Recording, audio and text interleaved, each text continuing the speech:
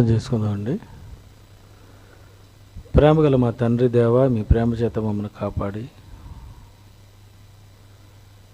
మా కొరకు మీరు రాయించిన సంగతులు, మేము చేయవలసిన కార్యక్రమాలు తండ్రి, మీ కొరకు చేయడానికి మీరు ఇచ్చిన భాగ్యానికి వందనాలు చెల్లిస్తున్నాం తండ్రి. మీ కొరకు మీ పిల్లలు పడినటువంటి కష్టము, త్యాగము మేము కూడా గ్రహించుకొని తండ్రి, మీ కొరకు ఎక్కువగా మేము కష్టపడేటట్లు సహాయం చేయండి. యేసుక్రీస్తు పేరటి ప్రార్థనకు సమర్పిస్తున్నాము తండ్రి. ఆమేన్. ప్రియమైన దేవుని పిల్లరా, అపోస్తలుల త్యాగానికి క్రీస్తు ఇచ్చే సత్కారం. అపోస్తలుల త్యాగానికి క్రీస్తు ఇచ్చే సత్కారం. యేసుతో ఉన్నటువంటి 12 మంది అపోస్తలు మనందరికి తెలుసు. అందులో ముఖ్యముగా యేసు పిలవగానే అన్నిటినీ విడిచి వచ్చినటువంటి ఈ అపోస్తల గురించి మనం ఆలోచిస్తే,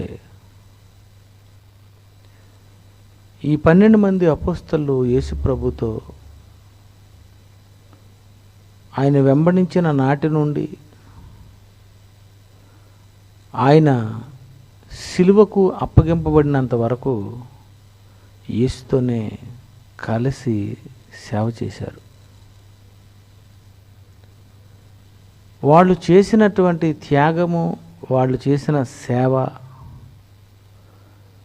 ఒకసారి మనం బైబిల్లో చూసినట్లయితే మత్తయి సువార్త 19వ అధ్యాయము 27వ వచనం. యేసే ఆగిపోయింది.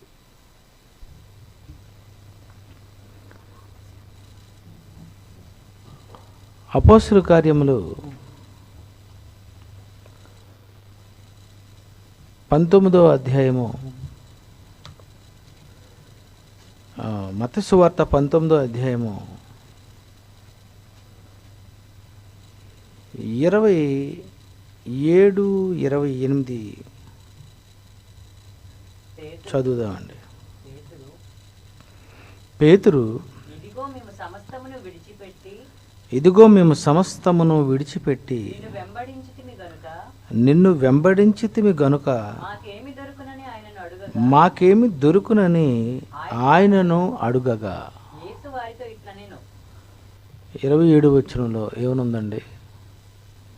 పేతురు, ఇదిగో మేము సమస్తమును విడిచిపెట్టి నిన్ను వెంబడించితిమి. సమస్తమును విడిచిపెట్టి మేము వెంబడించాము. ఇది అపోస్తలులు 12 మంది. మరి వారి గురించి మనం ఆలోచిస్తే, పేతురు గారు అంటున్నారు, నేనే కాదు, నాతో పాటు ఉన్నవారే కాదు, మొత్తం ఈ 12 మంది అయినటువంటి మేము సమస్తమును విడిచిపెట్టి నిన్ను వెంబడించితిమి. సమస్తమును విడిచిపెట్టి నిన్ను వెంబడించాం. ప్రియులారా, ఎవరు సమస్తమును విడిచిపెట్టి వెంబడిస్తారు చెప్పండి? వాళ్ళ తండ్రి దగ్గర వలలు విడిచిపెట్టి, వాళ్ళ వ్యాపారాలు విడిచిపెట్టి, యేసును వెంబడించిన నాటి నుండి యేసు సిలువ వేయబడినంత వరకు వాళ్ళు యేసుతో పాటు సమస్తమును విడిచిపెట్టి వచ్చారు అని పక్కాగా సాక్ష్యం ఇస్తున్నారు. వాళ్ళ ప్రారంభం గురించి మనం ఒకసారి ఆలోచిస్తే, మార్కు సువార్త, మత్తయి సువార్త 4వ అధ్యాయము 19వ వచనం ఒకసారి చూద్దామండి. మత్తయి సువార్త 4వ అధ్యాయము 19వ వచనం. 18 నుండి అండి. యేసు గలిలయ సముద్ర తీరమును నడుచుచుండగా పేతురు అనబడిన సీమోను అతని సహోదరుడైన ఆంద్రయ అను ఇద్దరు సహోదరులు సముద్రములో వల వేయుట చూచెను. వారు జాలరులు. ఆయన నా వెంబడి రండి,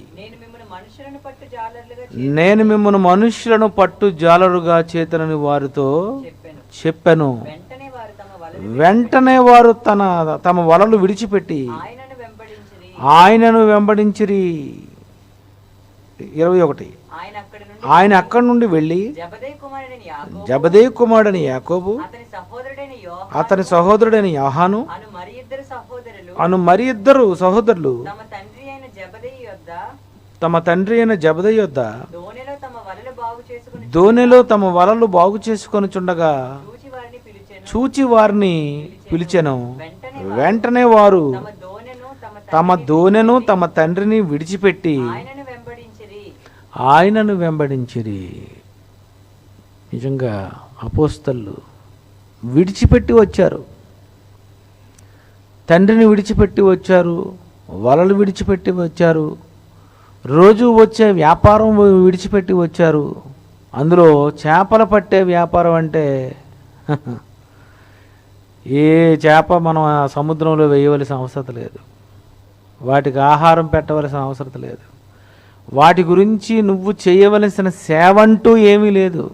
వల వేయడం, తెచ్చుకోవడం. ఎంత మంచి వ్యాపారం అండి ఇది! ఎలాంటి వ్యాపారం అండి! ఇలాంటి హాయిగా డబ్బులు సంపాదించేటటువంటి అలాంటి వ్యాపారాన్ని విడిచిపెట్టేసి యేసుప్రభు పిలగానే వెంటనే వారు తమ వలలు విడిచిపెట్టి ఆయనను వెంబడించిరి. ఈరోజు మనల్ని ఎవరినైనా రమ్మని అడిగామనుకోండి సేవకు, నేను చదువుకుంటున్నామండి అని మాకు వల వేస్తారు, నాకు ఉద్యోగం ఉందండి అని అంటారు, మా తల్లిదండ్రులు పంపించరండి అంటారు. ఈరోజు మీరు ఆలోచించండి, రమ్మనగానే రాగలరా? రమ్మనగానే మీ వ్యాపారం వదిలి రాగలరా? మీ భార్యను వదిలి రాగలరా? మీ చదువులు వదిలిపెట్టి రాగలరా? మీ ఉద్యోగాలు వదిలిపెట్టి రాగలరా? దేనిని విడిచిపెట్టి మీరు రాగలరు? మీకు అనగా మనకు అపోస్తలులకు అదే తేడా. అపోస్తలు అంటున్నారు ఈ 19వ అధ్యాయము 27వ వచనంలో, పేతురు, ఇదిగో మేము సమస్తమును విడిచిపెట్టి వచ్చితిమి, నిన్ను వెంబడించితిమి గనుక మాకేమి దొరుకునని ఆయనను అడుగగా, యేసుప్రభుని అడుగుతున్నారు, మాకేం దొరుకుతుంది? మేము సమస్తమును విడిచిపెట్టి వచ్చాం, మేమంతా వదిలేసి వచ్చాం కదా, రమ్మనగానే వచ్చాం కదా, నీతో వెంబడిస్తున్నాం కదా, నీతోనే తిరుగుతున్నాం కదా, రోజు సేవే కదా. ఈరోజు ఏముందండి? ఈరోజు మన సంఘాల్లో ఆదివారం లేదా వారానికి 2 రోజులు, కానీ అపోస్తలు అన్ని రోజులు దేవునిలోనే ఉన్నారు, దేవునితో ఉంటున్నారు. విశ్రాంతి దినం అయితే విశ్రాంతి దినము ఆచరిస్తూ, మరి యేసును వెంబడిస్తూ, సూచక్రియలు అద్భుతాలు ఎలా చేస్తున్నారో చూస్తూ, సేవకు అప్పుడప్పుడు పంపించినప్పుడు వాళ్ళు కూడా దెయ్యాలను వెళ్ళగొడుతూ, 5,000 మందికి ఆహారము పంచిపెట్టండి అని చెప్పినప్పుడు మరి 12 మంది అపోస్తలు 5,000 మందికి ఆహారము పంచిపెడుతూ ఆయన వెంబడిస్తున్నారు అంటే, మరి సమస్తమును విడిచిపెట్టి వెంబడించినటువంటి వాళ్ళకి ఏ ఆశ ఉండదంటారా? వెళ్ళారా? మన దగ్గరకు ఎవరైనా సేవ కొరకు వచ్చేసారనుకోండి, మనతోనే ఉండిపోతున్నారనుకోండి, సంవత్సరాలు మనతోనే ఉన్నారనుకోండి, వాళ్ళ మనసులో ఒక ఆలోచన వస్తుంది, ఇంతకాలం ఆయనతో ఉన్నాం ఏమిస్తారో, ఇంతకాలం ఆయనతో ఉన్నాము మాకేం చూస్తారు అతను. అంతేనండి. పేతురు ఇలా అడుగుతున్నాడు అంటే సేవకుని వెనకాతల తిరిగే వారి మైండ్ ఇలా ఉంటుంది. ఈరోజు సేవకునితో వెనకాతల తిరిగినటువంటి వారిని ఎందరో చూస్తున్నారు చెప్పండి? వాళ్ళకి ఎలాంటి పదవులు ఇస్తున్నారు చెప్పండి? వాళ్ళ పరిస్థితులు ఎవరు సర్దుతున్నారు చెప్పండి? పిల్లరా, పేతురు గారు అడుగుతున్నారు, మేము సమస్తమును విడిచిపెట్టి వచ్చాము, మాకేమి దొరుకునని ఆయనను అడుగగా మాకేంటి దొరుకుతుంది అని ఆయన అడిగాడండి. యేసు వారితో ఇట్లనెను, ప్రపంచ పునర్జననమందు మనుష్య కుమారుడు తన మహిమగల సింహాసనము మీద ఆసీనుడై ఉండినప్పుడు నన్ను వెంబడించిన మీరును 12 సింహాసనం మీద ఆసీనులై ఇశ్రాయేలు 12 గోత్రముల వారికి తీర్పు తీర్చుదురు. యేసుక్రీస్తు వారు చెప్పారు, నన్ను మీరు వెంబడిస్తున్నారు కదా,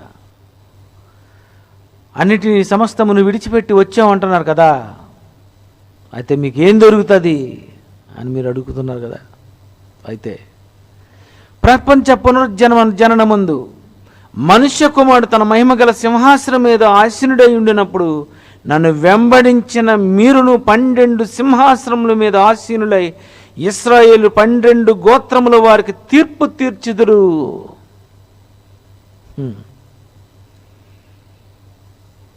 మీ త్యాగానికి నేను చేయబోయే సత్కారం, సమస్తమును విడిచిపెట్టి వచ్చినందుకు మీకు నేను ఇవ్వబోయే సత్కారం, మీరు 12 సింహాసనముల మీద కూర్చుంటారు. ప్రపంచ పునర్జననమందు మనుష్య కుమారుడు తన మహిమగల సింహాసనం మీద ఆసీనుడై ఉండినప్పుడు నన్ను వెంబడించిన మీరును 12 సింహాసనముల మీద ఆసీనుల ఇశ్రాయేలు 12 గోత్రముల వారికి తీర్పు తీర్చుదురు.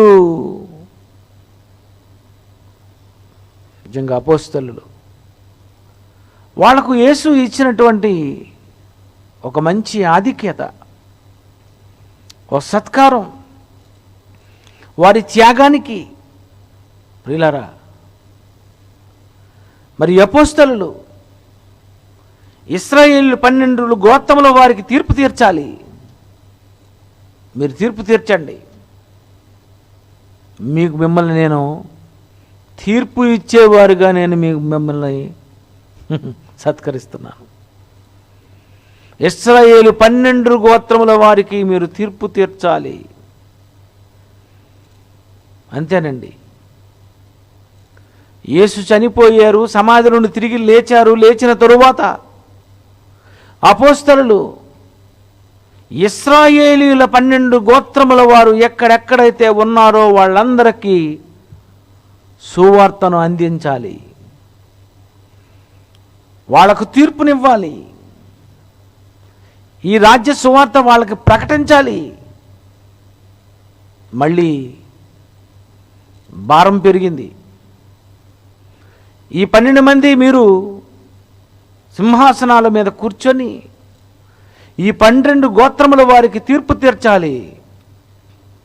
ఎలా తీర్చారు? ఎప్పుడు తీర్చారు అపోస్తలులు? ఈ అపోస్తలులు ఎలా వాళ్ళకి తీర్పు తీర్చారు? పిల్లరా, మొదటి శతాబ్దంలో యేసు వారు అపోస్తలులకు ఇచ్చినటువంటి బోధ ఏ బోధ తెలుసా? నమ్మి బాప్తిస్మం పొందువాడు రక్షింపబడును, నమ్మని వానికి శిక్ష విధింపబడును. జడ్జిమెంట్ ఇవ్వండి, తీర్పు ఇవ్వండి. ఇశ్రాయేలీలు 12 గోత్రముల వారికి తీర్పు ఇవ్వాలి. ఇశ్రాయేలీలు 12 గోత్రముల వారికి మీరే తీర్పరులై ఉండాలి. ఈ 12 గోత్రముల వారు ఎక్కడెక్కడైతే ఉన్నారో వాళ్ళందరికీ మీరే ఈ సువార్త అందించాలి. ప్రియులారా, అపోస్తలులు ఎంతమంది దగ్గరికి వెళ్ళారు? ఎంతమంది ఇశ్రాయేలీలు వాళ్ళు సువార్త ప్రకటించారు అని మనం ఆలోచిస్తే, రోమపత్రిక 10వ అధ్యాయము,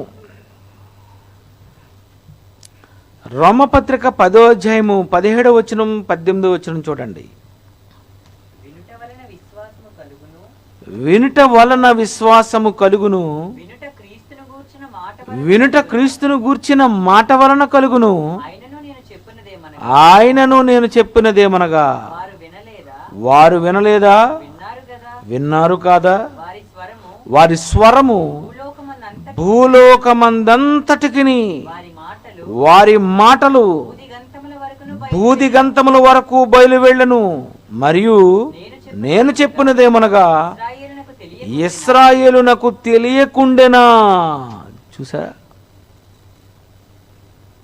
అపోస్తలుడైనటువంటి పౌలు గారు రోమీయులకు పత్రిక రాస్తూ అంటున్నారు, వారి స్వరము భూలోకమంతటికిని, వారి మాటలు భూదిగంతముల వరకు బయలువెళ్ళను. భూలోకమంతటికి, భూలోకములో ఉన్న ఆనాటి జనాభా ఇశ్రాయేలీలైనటువంటి వారు ఎక్కడెక్కడైతే ఉన్నారో వాళ్ళకి సువార్త ప్రకటించారు. ఇశ్రాయేలీలు కాని వారికి కూడా వాళ్ళు సువార్త అందించారు. ప్రియమైన దేవుని పిల్లరా, ఎంత కష్టమైన జాబ్ అండి. భూదిగంతముల వరకు వారి ప్రకటనలు బయలువెళ్ళను. వారి స్వరము భూలోకమందంతటికిని, వారి స్వరము అంటే అపోస్తలులు 12 మంది వాళ్ళ స్వరము భూలోకమందంతటికి. ఎంత తిరిగారండి వాళ్ళందరూ, ఎంత దూరాలు ప్రయాణం చేశారండి. బస్సులు ఉన్నాయా? సైకిల్ ఉందా? ఆటోలు ఉన్నాయా? కార్లు ఉన్నాయా? ఏమున్నాయి చెప్పండి? వాహనాలు ఉంటే ఎడ్ల బండి, గుర్రాలు, గాడిదలు, లేదా వాడలు, పడవలు. ఈరోజు మనకి ఎక్కడికి వెళ్ళాలన్నా వేగంగా వెళ్ళేటటువంటి వాహనాలు ఈరోజు మన దగ్గర ఉన్నాయి. కానీ ఆ రోజు అపోస్తలులు ఇలాంటి వాహనాలు ఏమీ లేకపోయినా బూది గంతముల వరకు వారి స్వరము వినిపించారంటే వారు ఎన్ని కిలోమీటర్లు, ఎంత దూరాలు వాళ్ళు ప్రయాణం చేశారో. నిజంగా వాళ్ళ చేసినటువంటి త్యాగానికి, వాళ్ళు సమస్తమును విడిచిపెట్టి యేసును వెంబడించినటువంటి కాలానికి, ఆ తర్వాత విశ్వాసురాలైన భార్యలను వెంటబెట్టుకొని తిరుగుతున్నారటండి. అపోస్తుల దగ్గర వారి పాదముల యొద్ద చరాస్థిరాస్తులను అమ్మేసి వాళ్ళ పాదాల దగ్గర పెడితే అపోస్తులు ఏం చేశారండి? ప్రారంభ శతాబ్దంలో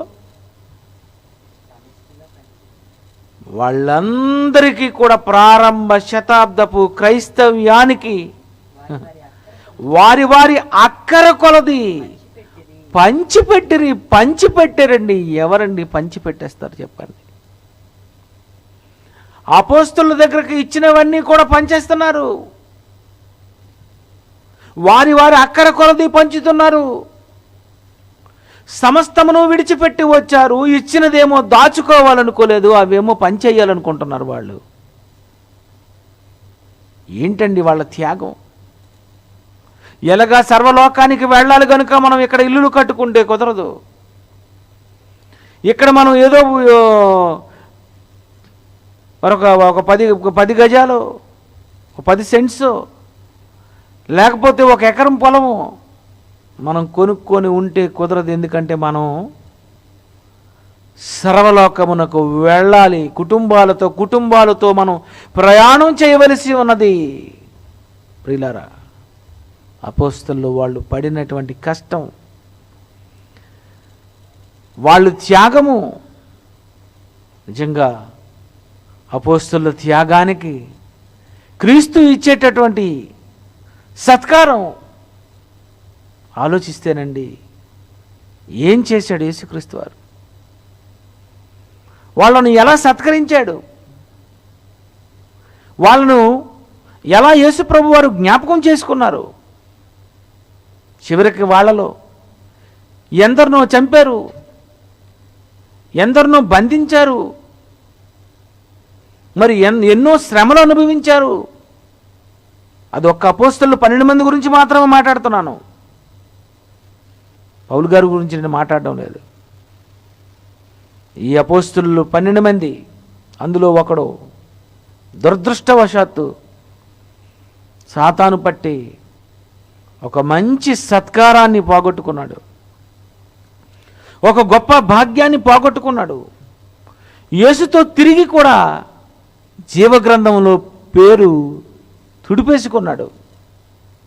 ప్రియమైన దేవుని పిల్లరా, చివరి వరకు ఎవరైతే ఉంటారో వాళ్ళకే సత్కారం.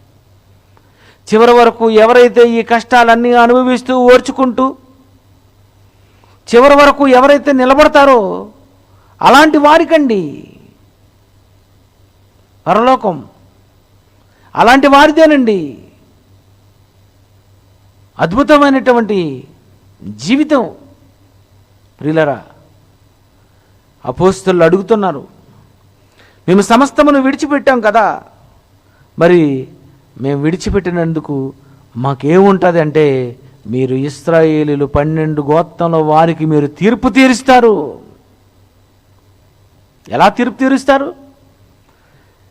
యోహాను సువార్త 12:31 వచనం చూడండి. యోహాను సువార్త 12:31. ఇశ్రాయేలు 12 గోత్రముల వారికి వారు ఎలా తీర్పు తీర్చారు? ఇప్పుడు ఈ లోకమునకు తీర్పు జరుగుచున్నది. యేసుక్రీస్తు వారు అంటున్నారు, ఇప్పుడు ఈ లోకమునకు తీర్పు జరుగుచున్నది. ఇప్పుడు ఎవరికైతే నువ్వు సువార్త ప్రకటిస్తున్నావో, సువార్తను నమ్మారా, వినటం వలన విశ్వాసము కలిగిందా, లేచి ఆయన నామమును బట్టి ప్రార్థన చేసి నీ పాపములు కడుగుకున్నావా, సంఘానికి చేర్చబడ్డావా, అంతే. మరణములో నుండి జీవములోనికి దాటిపోయావు. క్రీస్తు యేసునందున్న వారికి ఏ శిక్షా విధియు లేదు, ఇక తీర్పు లేదు. ఇప్పుడు ఈ లోకమునకు తీర్పు జరుగుతుంది. నమ్మిన వారు రక్షింపబడతారు, నమ్మని వానికి శిక్ష. క్లాసులు ఉండవు ఇక. నమ్మని వారికి శిక్ష. చాలామంది మన క్రైస్తవులకు బోధ సరిగా తెలియక నమ్మని వారందరికీ మళ్ళీ క్లాసులు అవుతాయి. ఎక్కడుంది? ఎవరు చెప్పారు? అది తీర్పు జరుగుతుంది. ఈ జరుగుతున్నటువంటి ఈ తీర్పులో సువార్త ఎవరైతే ప్రకటిస్తున్నారో వాళ్ళు తీర్పు ఇచ్చేస్తున్నారు. ఇశ్రాయేలు 12 గోత్రముల వారికి వాళ్ళు తీర్పు ఇచ్చారు. 12 గోత్రముల వారికి వాళ్ళు ప్రకటించారు. వారి స్వరము భూలోకమందంతట బూదిగంతముల వరకు వెళ్ళిపోయింది. అంటే మొదటి శతాబ్దంలో వారు ఎంత దూరము వెళ్ళారో ఆలోచించండి, ఎన్ని ప్రాంతాలు తిరిగారో ఆలోచించండి, ఎన్ని ప్రయాణాలు చేశారో ఆలోచించండి, ఎంత గంటలు ప్రసంగం చేశారో. వారి స్వరము వెళ్ళిపోయింది. ఆ రోజు ఇంటర్నెట్ లేదు స్వరం వెళ్ళిపోవడానికి. ఈరోజు మా స్వరం వెళ్ళిపోతుంది ఇంటర్నెట్లో. ఆ రోజు భూలోకమందంతటా వారి స్వరము వినబడెను అని అన్నాడు. అంటే చెప్పాలి. ఏమని ఇలాంటి యాంప్లిఫైర్ ఉన్నదనుకున్నారా? సౌండ్ సిస్టమ్ ఉందనుకున్నారా? ఏమీ లేదు. 5,000 మంది కూర్చుంటే 5,000 మందికి వినిపించాలంటే ఎంత గట్టిగా చెప్పాలి, ఎంత కష్టం అండి. నేను ఇది ప్రారంభించేసరికి ఏసీ ఆపేశారు. చెమటలు పట్టేస్తున్నాను, నాకు చెప్పలేకపోతున్నాను. ఒక్క నిమిషం. ప్రియులారా, వాళ్ళు ఎంత కష్టపడ్డారండి. వాళ్ళు చాలా త్యాగం చేశారు, చాలా కష్టపడ్డారు, చాలా ప్రాంతాలు తిరిగారు. యేసును గురించి వాళ్ళు ఇశ్రాయేలు 12 గోత్రముల వారికి తీర్పు తీరుస్తారు మీరు అని చెప్పారు కనుక ఈ 12 గోత్రముల వారు ఎక్కడెక్కడ ఉన్నారో వాళ్ళందరికీ ఆ రోజు వారి స్వరము వినిపించారు. పరిశుద్ధులు అంటే ఎవరు అనుకున్నారు? కొరింథీయులకు రాసిన మొదటి పత్రిక 6వ అధ్యాయం 2వ వచనము. కొరింథీయులకు రాసిన పత్రిక 6వ అధ్యాయం 2వ వచనము. పరిశుద్ధులు లోకమునకు తీర్పు తీర్చుదురని మీరెరుగరా? పరిశుద్ధులు లోకమునకు తీర్పు తీర్చుదురు. పరిశుద్ధులు, బాప్తిస్మము పొందిన నీవు పరిశుద్ధులు, పరిశుద్ధుడమైనటువంటి నీవు లోకమునకు తీర్పు తీర్చుదురని మీరెరుగరా? మీ వలన లోకమునకు తీర్పు జరగవలసి ఉండగా, చాలండి, మీ వలన లోకమునకు తీర్పు జరగవలసి ఉన్నది. Bible open university India international Christ church ద్వారా వినబడుతున్నటువంటి ఈ వాక్యాలు ఎవరైతే గైకొనరో, ఇవెవరైతే పాటించరో, ఇవెవరైతే వినరో, వీటిని ఎవరైతే తిరుగుబాటు చేస్తారో వీళ్ళందరికీ తీర్పు జరిగిపోతుంది. తీర్పు.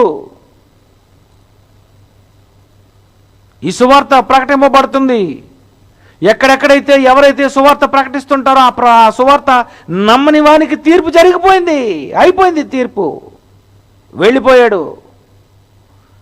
చనిపోయావా? అయిపోయింది నీ తీర్పు. క్రీస్తును నమ్మలేదా? అయిపోయింది నీకు తీర్పు. చివరగా యేసు వచ్చినప్పుడు అది ఫైనల్ జడ్జిమెంట్ అంటారు. అది ఫైనల్ జడ్జిమెంట్. అప్పుడు ఏం జరుగుతుంది? 2 కొరింథీయులకు రాసిన పత్రిక 5వ అధ్యాయము. 2 కొరింథీయులకు రాసిన పత్రిక 5వ అధ్యాయం 10వ వచనము. తాను జరిగించిన క్రియల చొప్పున అవి మంచివైనను సరే, చెడ్డవైనను సరే, దేహముతో జరిగించిన వాటి ఫలమును ప్రతి వాడును పొందినట్లు మనమందరమును క్రీస్తు న్యాయపీఠము ఎదుట ప్రత్యక్షము కావలియును. క్రీస్తు న్యాయపీఠము ఎదుట ప్రత్యక్షము. యేసుక్రీస్తు రెండో రాకడలో గొర్రెలను మేకలను వేరు చేసినప్పుడు సమాధులలోనున్న వారందరూ ఆ రోజు ఈ యావత్ భూమి మీద నిలబడినప్పుడు, క్రీస్తు సింహాసనం మీద కూర్చుండేటప్పుడు ఆ రోజు ఏం జరుగుతుందో తెలుసా? ఇశ్రాయేలీలు అయినటువంటి వాళ్లకు, ఈ లోకములో ఉన్న వాళ్ళందరికీ జడ్జిమెంట్. ఏమని? కుడివైపున ఉన్నటువంటి మత్తయి సువార్త 25వ అధ్యాయము 33.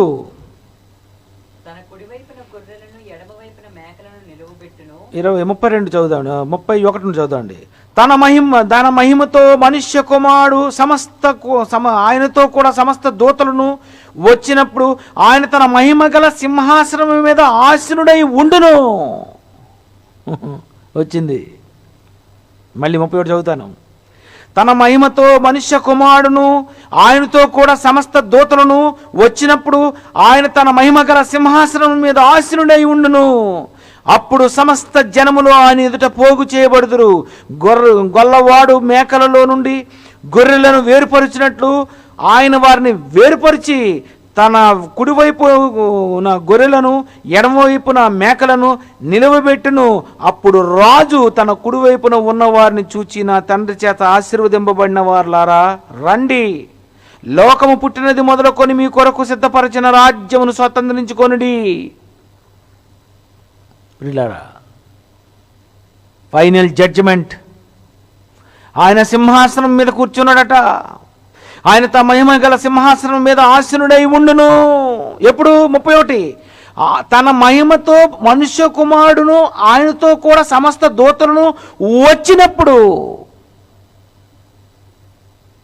అప్పుడు ఏం జరుగుతుందంటే 19వ అధ్యాయము 27. ఇదిగో మేము సమస్తమును విడిచిపెట్టి నిన్ను వెంబడించిదమని గనుక మాకేమి దొరుకునని ఆయనతో అడుగగా యేసు వారితో ఇట్లనను, ప్రపంచ పునరుజ్జనన మందు మనుష్య కుమారుడు తన మహిమ గల సింహాసనం మీద ఆసీనుడై ఉండినప్పుడు నన్ను వెంబడించిన మీరును 12 సింహాసనముల మీద ఆసీనులై ఇశ్రాయేలు 12 గోత్రముల వారికి తీర్పు తీర్చుదురు.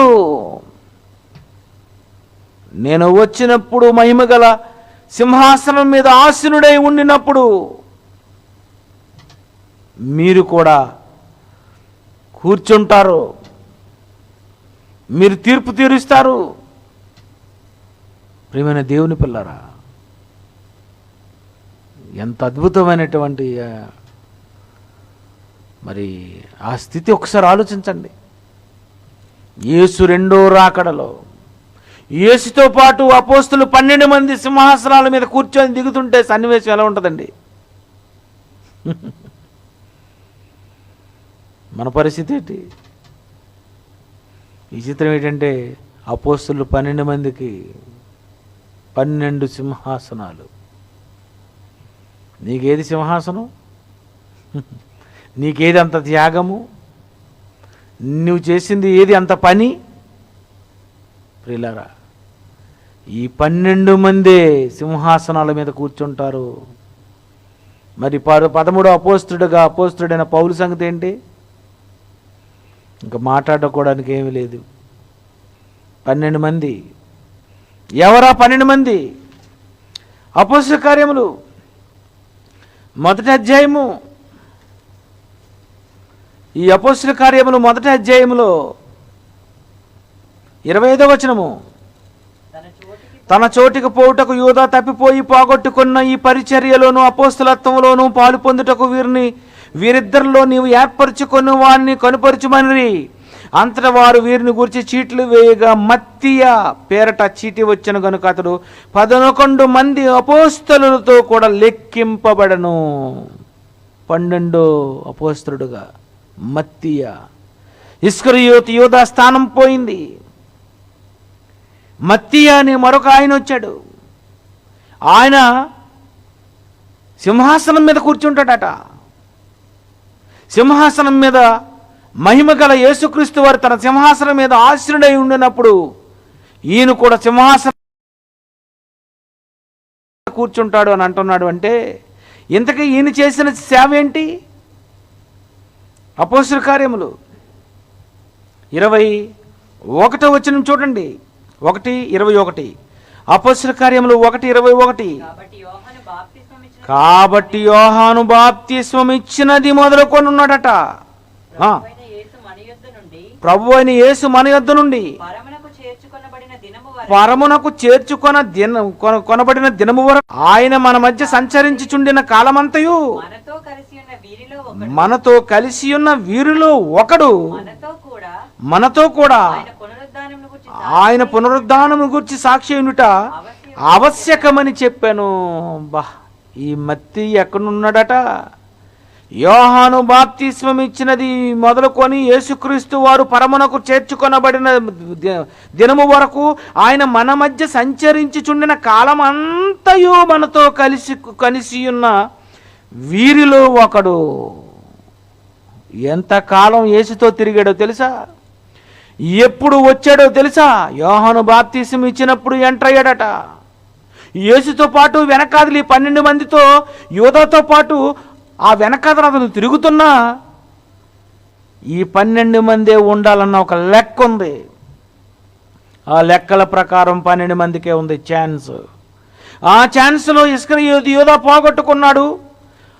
అలా యేసుతో పాటు తిరిగినటువంటి ఇతని పేరు మీద ఎప్పుడైతే చీటీ వచ్చిందో ఇతడు 11 మంది అపోస్తలులతో కూడా లెక్కింపబడ్డాడంటే ఈ 12 మంది అపోస్తలులు కూడా మహిమ గల సింహాసనం మీద ఆసీనులై. ఏటండి నిజంగా వాళ్ళ పరిస్థితి? ప్రియులారా, యేసుతో వాళ్ళు ఎలా తిరిగారు? ఎన్ని ప్రాంతాలు తిరిగారు? ఎంత నడిచారు? ఎన్ని కష్టాలు అనుభవించారు? ఎన్ని బాధలు, ఎన్ని ఇబ్బందులు పడ్డారు వాళ్ళు. అలా యేసును వెంబడించి యేసుతో పాటు కలిసి పనిచేసినటువంటి ఈ త్యాగమూర్తులైనటువంటి వీళ్ళందరికీ ఎలా ఉంటుందో తెలుసా?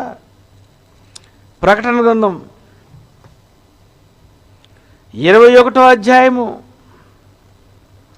ప్రకటన గ్రంథము 21వ అధ్యాయము 12, 13, 14 వచనములు చూడండి.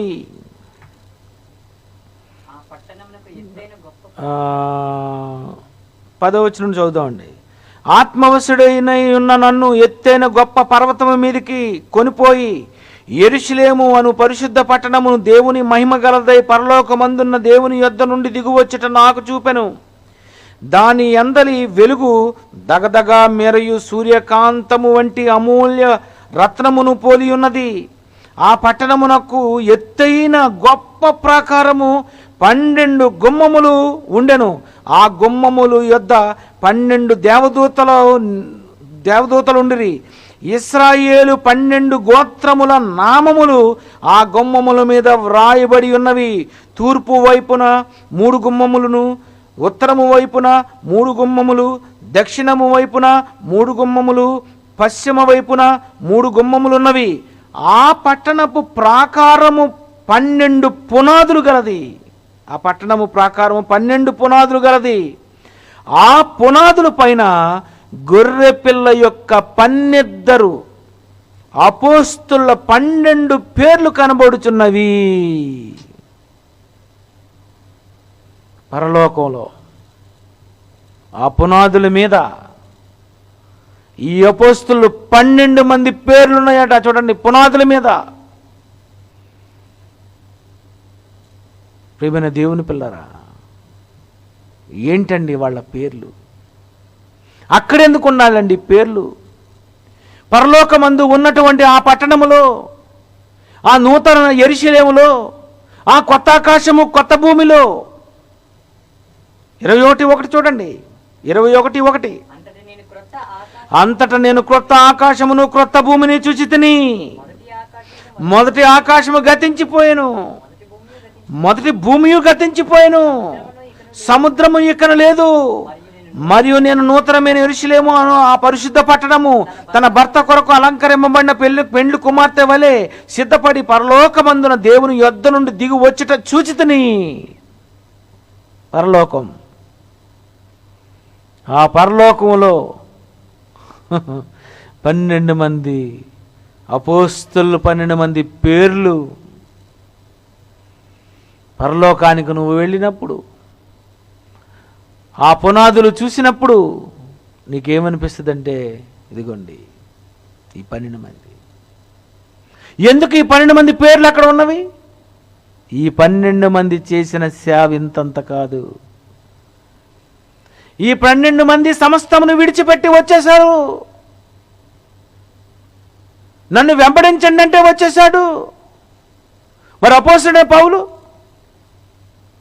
క్రైస్తవ్యాన్ని చంపాలనుకొని ప్రయాణమై వెళ్ళిపోయేటప్పుడు కళ్ళు పోయాయి. యేసు కనిపించాడు, కళ్ళు పోయాయి. 3 రోజులు కళ్ళు లేవు, కళ్ళు కనిపించటం లేదు. ఏమైపోవాలి?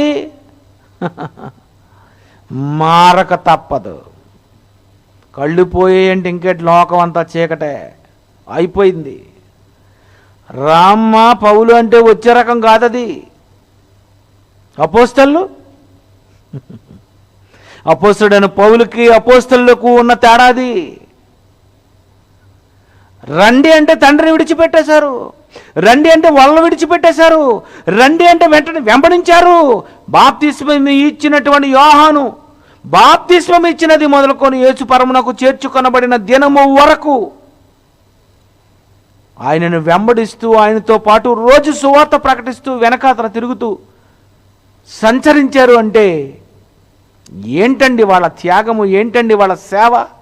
యేసు చనిపోయిన తర్వాత యేసు గొప్పవాడు, రక్షకుడు, శకపురుషుడు, యుగపురుషుడు, ఆయన తిరిగి లేచాడు అని యేసును ఎంత హైలైట్ చేయకపోతే, యేసును ఎంత పబ్లిసిటీ చేయకపోతే ఈ ప్రపంచానికి యేసు అంత గొప్పగా శకపురుషుడుగా, యుగపురుషుడుగా పరిచయం అవుతాడు? చెప్పండి. ఏ దేశంలో ఈరోజు యేసు ప్రభు తెలియదు? చెప్పండి. మొదటి శతాబ్దానికి దానికే వాళ్ళ స్వరము బూదిగంతముల వరకు వెళ్ళిపోయిందని మీరు చదువుకున్నారు. మొత్తం సువార్త ప్రకటింపబడిపోయింది.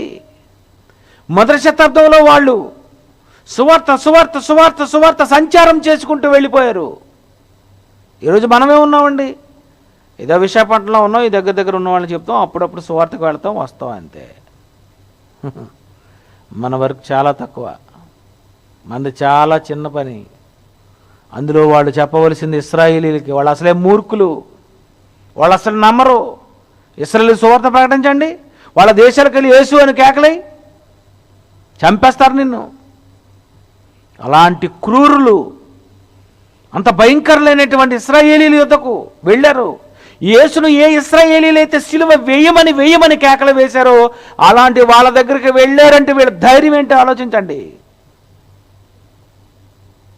వాళ్ళ త్యాగము, వాళ్ళ ధైర్యము, వాళ్ళ కష్టము, వాళ్ళ కన్నీరు, వాళ్ళ బాధలు, వాళ్ళ ఉపవాసాలు,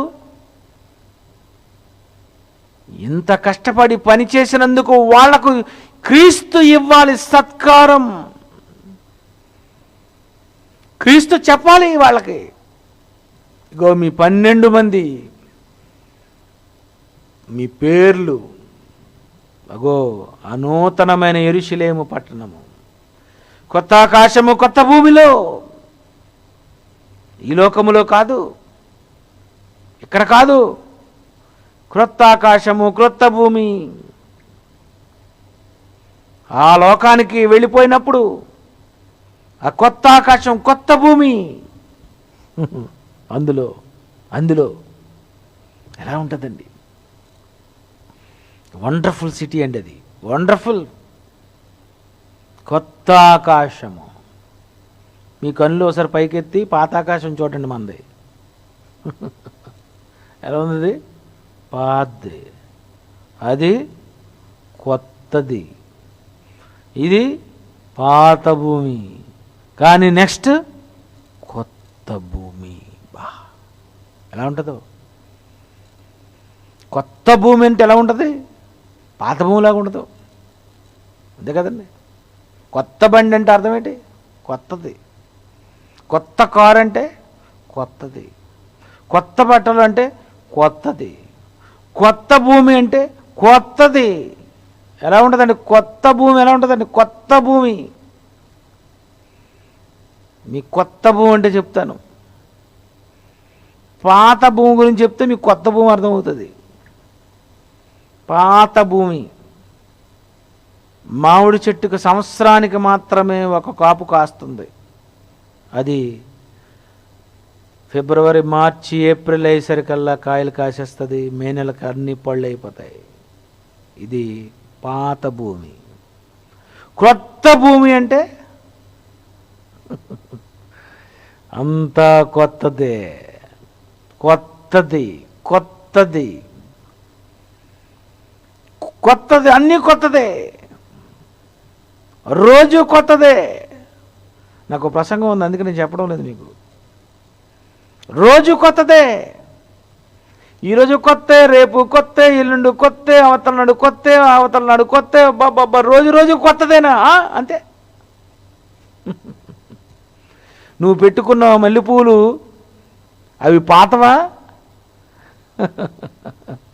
ఆ రోజు పూసిన కొత్తవి, నెక్స్ట్ డే మళ్ళీ కొత్తవి, ఆ తర్వాత మళ్ళీ కొత్తది, మళ్ళీ కొత్త గులాబీ, కొత్త గులాబీ, కొత్త గులాబీ, కొత్త మామిడికాయ, కొత్త జాంకాయ, కొత్త అరటిపళ్ళు, కొత్త కొత్త కొత్త కొత్త. ఈ భూమి మీద ఉన్నటువంటి కాస్తున్న ప్రతిదీ, ప్రతి సంవత్సరం, ప్రతి నెల, ప్రతిరోజు కొత్తవి కొత్తవి పూస్తుండేటప్పుడు నువ్వు వెళ్ళబోయే లోకం ఎలా ఉంటుందంటే కొత్తది. కొత్తది కావాలా, పాత పాతాళం కావాలా? ప్రియులరా, అక్కడ ఎలా ఉంటుందో, అక్కడ ఎవరి పేర్లు ఉంటాయో, అక్కడ ఎవరి ఈ పేర్లు ఏ ఏ దగ్గర రాయబడి ఉంటాయో, నిజంగా అపోస్తలులు ఇంత పని చేసినందుకు పేతురు అడిగేశాడు, ప్రభువా సమస్తమును మేము విడిచిపెట్టి వచ్చాం, మరి మాకేంటి, ఏముంటుంది మాకు? ప్రియులారా, నువ్వేం విడిచిపెట్టొచ్చావు? నువ్వెంత సేవ చేశావు, నువ్వు దేవుని ఎలా గణపరిచావు, నువ్వు ఎంతమందికి సువార్త ప్రకటించావు, దేవుని కొరకు ఎన్ని పాదయాత్రలు చేశావు, దేవుని కొరకు ఎన్ని ప్రాంతాలు తిరిగావు, దేవుని కొరకు ఎంతమందిని కూడగట్టావు, దేవుని కొరకు ఎన్ని మంచి స్థలాలను ఇచ్చావు, ఏమిచ్చావు, ఏం చేశావు? ఏమి చేయలేని నీకు కొత్తది కావాలా? పాత పాతాళానికి పోవాలా? నీకెందుకు కొత్తది? నీకెందుకు కొత్త జీవితం? నీకెందుకు కొత్త లైఫ్? ప్రియమైన దేవుని పిల్లరా, ఒక వండర్ఫుల్ లోకానికి వెళ్ళిపోతున్నాం. ఒక కొత్తది. ఎవరైనా పాత బట్టలు ఇస్తే ఏమంటారు? పాత ఇచ్చేటి కొత్త ఇవ్వచ్చు కదా. దేవుడు అక్కడ ఏమిస్తాడు? అంతా కొత్తదే. వండర్ఫుల్ అండి అది. ఆ భూమే వేరు, ఆ ఆకాశమే వేరు, అక్కడ జీవితమే వేరు, అక్కడ నువ్వు అనుభవించే లోకం పేరే పరలోకం, స్వర్గం, వైకుంఠం, హెవెన్. ఇవన్నీ ఉన్నాయి చూసారు? ఏటండి స్వర్గం అంటే? అది అలాంటి అద్భుతమైనటువంటి లోకంలో ఎటు వెళ్ళినా ఎటు చూసినా అపోస్తలుల పేర్లు కనిపించాలి. అపోస్తలుల పేర్లు కనిపించాలి. అంత అందమైనటువంటి ఒక మహాలోకం. ఆ లోకంలో మీ పేర్లు కూడా రాయిస్తానని అన్నాడు ఆయన. అందుకే అక్కడ ఎవరి పేర్లు ఉన్నాయటండి? అపోస్తల కార్యములు ప్రకటన గ్రంథం 21:14. ఆ పట్టణపు ప్రాకారము 12 పునాదులు గలది. ఆ పునాదుల పైన గొర్రెపిల్ల యొక్క 12 అపోస్తలుల 12 పేర్లు కనబడుచున్నవి. 12 మంది పేర్లు కనబడుతున్నవి. మరి నీ పేరు? నీ పేరు ఏం కనిపిస్తుంది? జీవగ్రంథంలో రాసుకో. జీవగ్రంథంలో రాసుకో. నీ సేవ తక్కువ, నీ తిరుగుడు తక్కువ, నువ్వు దేవునికి ఇచ్చింది తక్కువ, సమస్తమును విడిచిపెట్టి నువ్వేం రాలేదు, చరాస్తురాస్తులు అమ్మేసి నువ్వు ఇవ్వలేదు. ప్రియులారా, వాళ్ళు అపోస్తలుల త్యాగానికి, వాళ్ళ త్యాగం, వాడు వెంబడించినటువంటి విధానం, మీరు కూడా వెళ్ళిపోవలసి ఉన్నారా అన్నప్పుడు ఎక్కడికి వెళ్తాం ప్రభువా? ఇదే మాట కానీ నేను అన్నాను అనుకోండి, డైరెక్టర్ గారు అన్నారు అనుకోండి, మీరు వెళ్ళిపోవాలనుకుంటున్నారా అనగానే ఏమనుకుంటారు? ఆయనే పొమ్మన్నాడని వెళ్ళిపోతారు. అంతే కదా. మా దగ్గర అలాగే వెళ్ళిపోయారు. మీరు కూడా అనగానే ఆ తర్వాత డైలాగ్ కూడా చెప్పండి, మేము వెళ్ళిపోవాలని ఎదురు చూస్తాం అనుకుని పోయారు. పోయినోళ్ళు పోయి వాళ్ళు పోయి ఈయన తగిలేసాడని చెప్పుకుంటారు. ఏంటండి తప్పు కదండి. ఎవరినండి మనం పోగొట్టుకుంటాం? మనమంతా ఒక్కటే. ప్రపంచ క్రైస్తవులారా ఏకం కండి. మనమంతా ఉండవలసిన వారు, మనమంతా సేవ చేయవలసిన వారము, మనమంతా ఆయనతో కలిసి ఉండవలసిన వారము. ఎవరైతే దేవుని సేవ చేస్తారో, ఎవరైతే దేవునితో కలిసి ఉంటారో, ఎవరైతే ప్రారంభం నుండి చివరి వరకు ఉంటారో అలాంటి వారికి అద్భుత అవకాశం. సమస్తమును విడిచిపెట్టి నిన్ను వెంబడించాం, మాకేమొస్తుంది? ఈ సంఘములోనికి వచ్చినప్పటి నుండి ప్రారంభం నుండి చివరి వరకు సమస్తమును విడిచిపెట్టి నువ్వు వచ్చావా? నువ్వు అయితే నీకు దేవుడు ఇవ్వవలసింది ఇస్తాడు, నీకు దేవుడు చేయవలసింది చేస్తాడు. నీకు చేస్తే హాయిగా వెళ్ళిపోతావు, హాయిగా వెళ్ళిపోతావు. పిల్లరా, మీ నీతి క్రియలన్నీ ప్రయాణం చేస్తూ పైకి వెళ్ళిపోతాయి.